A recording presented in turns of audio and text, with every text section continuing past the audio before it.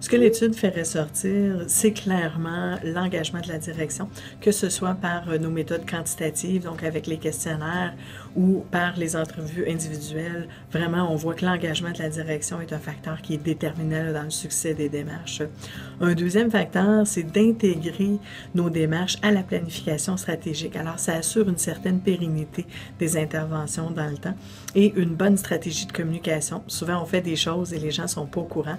Et donc, c'est important de bien communiquer ce qu'on fait. Les risques psychosociaux portent atteinte à la santé psychologique. Alors, c'est bien entendu que les pratiques de gestion qui vont s'attaquer à ces risques-là, comme la charge de travail excessive, le manque d'autonomie, le manque de soutien, que ce soit le soutien des collègues, le soutien du supérieur ou le manque de reconnaissance, ce sont des risques qui portent atteinte. Alors, toutes les petites actions au quotidien que le gestionnaire va pouvoir utiliser vont avoir un impact. Alors, c'est souvent des petites choses, des petits gestes très concrets qui, au final, vont faire une différence pour la santé psychologique de l'employé.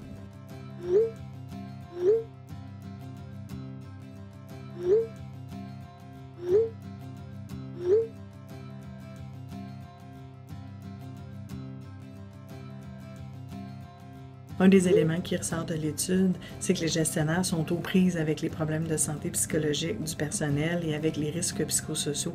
Ils ne savent pas trop comment s'y prendre pour pouvoir intervenir sur ces risques-là. Alors, on nous dit manquer d'outils, que ce soit de la formation, du coaching, des groupes de co-développement, de l'accès à des ressources spécialisées à l'interne ou à l'externe. Mais les gestionnaires nous ont dit manquer d'outils face aux risques psychosociaux du personnel.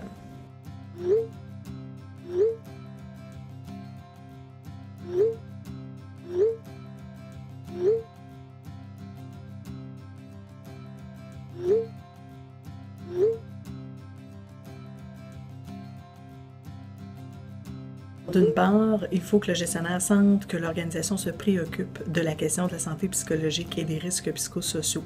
Donc, sentir qu'on a des mécanismes de participation, qu'on a des mécanismes de communication et que c'est une réelle préoccupation avec un engagement de la haute direction.